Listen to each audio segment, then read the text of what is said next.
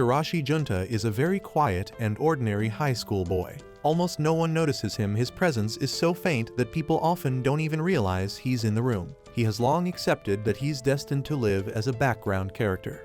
The only person who has ever paid attention to him is the most popular girl in school, Kubo Nagisa, a cute girl with purple hair. Strangely, because she started acknowledging him, other students have slowly begun to notice him too. One day, while Shirashi is sitting quietly at his desk, Kubo suddenly appears and starts taking photos of him. Shirashi finds this extremely irritating at first. Only his family could see him, and now the most popular girl in class can spot him effortlessly. He feels there's no way someone like him could ever match someone like Kubo, who is always surrounded by people. Kubo, however, finds his invisibility fascinating and starts enjoying teasing him. She repeatedly tests just how invisible he really is. Once, she even stands on top of his desk, convinced no one will notice, but the teacher and the entire class immediately spot her. Just then, Kubo's friends call her for the next period, and she leaves Shirashi behind, confused and embarrassed. On the way home, Kubo excitedly tells her friends how lucky she was to see Shirashi twice that day. The next day, Kubo finds him again, this time angry for some reason. Shirashi has no idea why. He retraces his entire morning in his head, but still can't figure it out. As punishment, Kubo confidently sits on his lap right in the middle of class, certain no one will notice. Shirashi's brain short-circuits. He's stunned that the entire class remains completely oblivious to the most popular girl sitting on the invisible boy's lap. After class, Shirashi goes to speak to the teacher as usual. When Kubo asks why he always does that, he explains that because of his invisibility, the teacher constantly forgets to take attendance for him. Later, when the teacher asks a question, Kubo raises her hand and says, "Shirashi-kun knows the answer." The whole class is shocked. Shirashi came to school today. Shirashi still isn't sure if Kubo is his friend, his enemy, or just using him for entertainment. That day, Kubo tries to ask for his phone number, but one of her friends interrupts, and Shirashi quietly slips away. On the weekend, Kubo runs into him at the park and asks what he's doing. He explains he came to buy a video game, but on the way a promoter tried to hand him a tissue sample. He politely refused every gesture until he finally had to say it out loud, at which point he finally got the sample. He was so proud of himself that he completely forgot about the game. Kubo tries to take a selfie with him, but her phone camera refuses to focus on his face. In the end, she sits on his lap again to force the camera to work, and she finally gets his number. That night, Shirashi lies in bed thinking about everything that happened, especially the selfie and the phone number. Suddenly, he receives a message from Kubo. It's the first message he's ever gotten from anyone outside his family, so he panics about how to reply. Kubo asks if he's ever been on a date. He says yes. Meanwhile, at Kubo's house, her older sister notices during bath time that Kubo seems unusually happy. The next day is Shirashi gets exhausted and starts coughing after running just a few steps. Kubo rushes over, but he instinctively backs away. He's sweating heavily and embarrassed. Kubo notices his ponytail looks different today and compliments it, then runs off to get something. She comes back with a scented towel and says, "Now we'll smell the same, Tilda." Her friend calls her over. The friend comments that Kubo looks really happy today, but Kubo just smiles and refuses to share the towel with anyone. Later, Kubo visits a manga store, but the automatic door won't detect her because of her connection to Shirashi's invisibility. She struggles in front of the sensor until Kubo passes by, sees her, and casually waves her hand. The door opens instantly. Seeing how happy Shirashi is with his favorite new volume, Kubo asks to borrow the previous ones. He immediately agrees and promises to bring them to school tomorrow. They realize they live only 5 minutes apart, so Kubo ends up going to Shirashi's house that very evening to pick up the volumes. The next morning, Kubo wakes up early, uses her big sister's hairspray without asking, and heads out. At breakfast, her sister instantly notices and teases her about trying to impress her crush, but also wishes her good luck. Kubo blushes and runs off. She waits for Shirashi, walks to school with him, his first time ever going to school with a classmate, and sits with him on a bench. Her friends Hazuki and Tamao arrive, greet Kubo, sit down, and don't notice Shirashi at all until Kubo points him out. After school, a passing car splashes dirty roadside water on Shirashi because the driver couldn't see him. Soaked, he heads home only to realize he lost his house key. Kubo happens to see everything and invites him to her house to clean up. Extremely embarrassed, he accepts. While he's showering, he accidentally sees Kubo's bra in the laundry basket. Kubo rushes in, hides it, and turns bright red. She lends him her tracksuit. Before he leaves, she notices his hair is still wet and dries it for him. He thanks her and leaves calmly, then blushes furiously the moment he steps outside. The next day, he returns the clean tracksuit. Kubo measures the height difference between them and pretends to scold him. In couples, the boy is supposed to be at least 6 inches taller. Then she smiles and says she actually likes him more than any 6-inch height difference. Semester exams end. After the last test, Shirashi says goodbye to Kubo and leaves quickly because he has something important to do. Later in the park, he's looking after his little brother Seda. A woman approaches Seda, thinking the child is alone, but Shirashi appears and explains. Kubo suddenly shows up, sees them, and joins.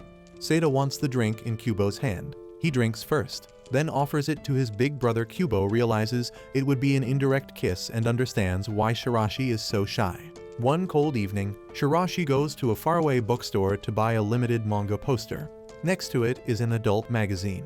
He picks it up to put it back, then thinks, I came all this way, and no one will see me anyway, and starts flipping through it. Suddenly, Akeby, Kubo's older sister, and a part-time clerk appears and scolds him.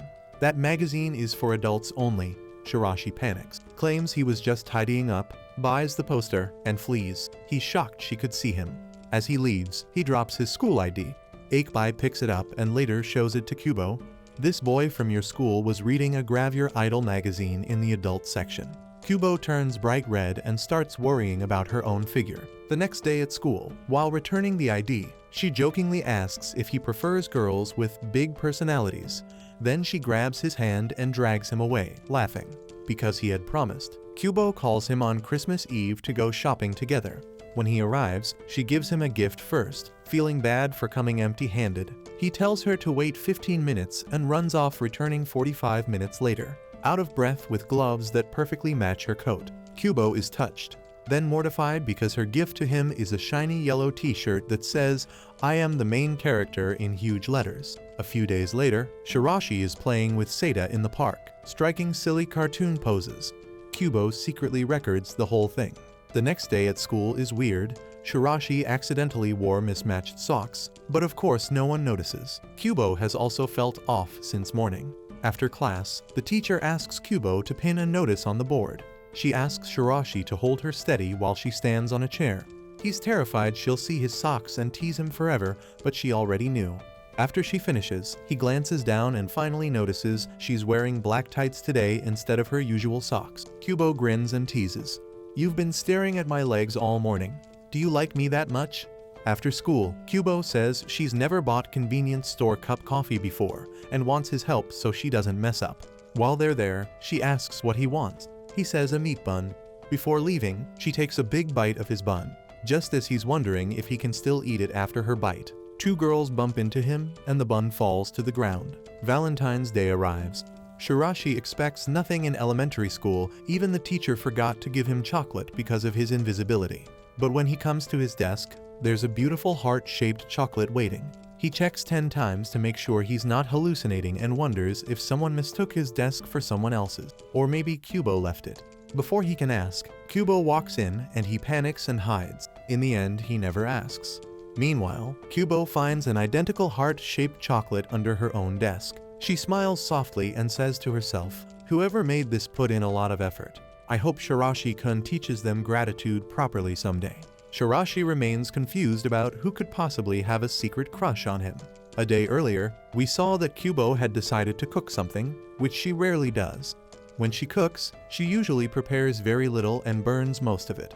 Holding a bag of ingredients, she decided this time she would make chocolates herself. Despite her poor cooking skills, she worked all night, and one heart-shaped chocolate turned out perfect. Akina also helped her, but it was clear she was going to tease her, which she did. She asked if Kubo was planning to give the heart-shaped chocolate to her crush. Meanwhile, Shirashi ate the chocolates, still thinking that this sweet girl had taken pity on an uninteresting guy like him. At lunchtime the next day, Shirashi decided to break his usual routine and eat outside. As soon as he took out his lunch, Kubo appeared out of nowhere. Her two friends were busy that day.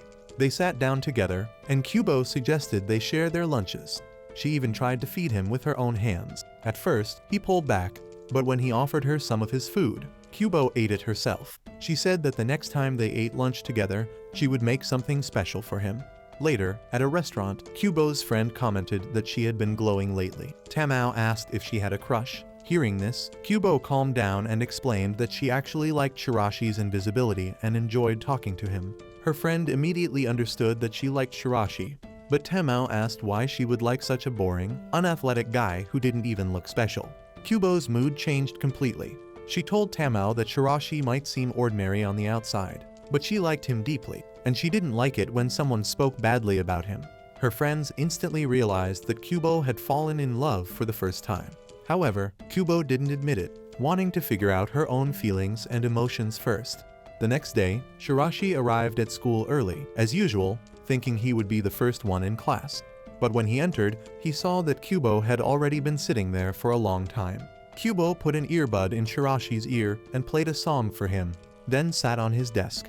When the song ended, she asked him to play one for her. Shirashi refused, saying his songs were all anime and game-themed songs that she wouldn't like.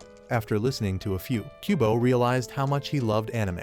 So, as soon as she got home, she watched Shirashi's favorite anime movie, the same one whose manga he had lent her some time ago. Akina, while taking a bath, asked when Kubo had started watching anime movies. It didn't take her long to figure out why her younger sister had suddenly developed an interest in anime. On White Day, Shirashi brought return chocolates, but didn't know who to give them to. Since the girl who liked him had hidden her feelings, the only girl who knew about the Valentine's chocolates was the one sitting next to him. Shirashi asked Kubo if they could talk alone outside. There, he handed her the chocolates and said he didn't know who had given him those delicious chocolates on Valentine's Day. Maybe Kubo knew the girl and could pass these on to her. Kubo turned her face away and asked how many chocolates he had received on Valentine's Day. He said just one. She admitted that when he asked to talk alone, she thought he was going to confess to her. Shirashi's brain froze. Before he could respond, Kubo said he was perfect for her, he liked sweet things. One day, while walking on the street, Shirashi dropped his wallet. A girl named Saki picked it up and returned it to him. Suddenly, Akina appeared, and Shirashi was surprised. Akina immediately recognized him and said, "You're the one who was reading adult magazines in the bookstore. Did you finally get your school stuff?" Shirashi said yes, but became embarrassed when he learned that Akina was Kubo's older sister and Saki was their cousin. Akina loved teasing Kubo by calling Shirashi cute and even sent him a childhood photo of Kubo. The three of them walked home together.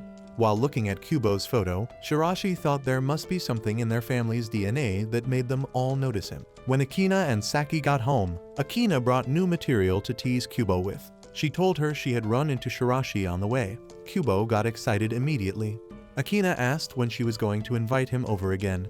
Kubo was shocked. How did Akina know she had already invited Shirashi once? Akina laughed, saying she had just guessed and shot an arrow in the dark. That night, Shirashi's family was having dinner.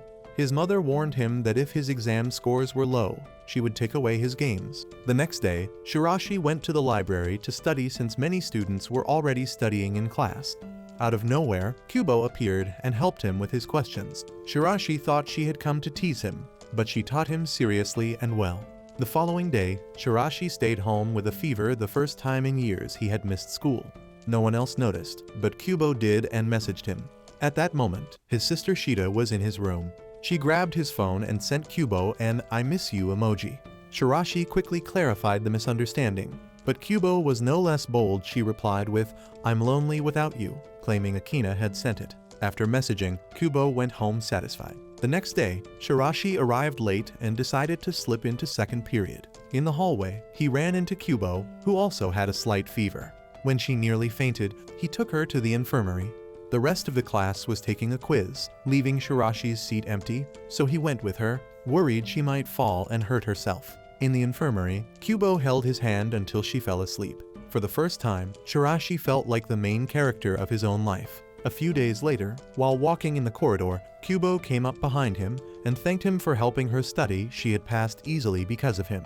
Everything felt good, but Shirashi was worried about the upcoming class changes and the possibility of being separated from Kubo.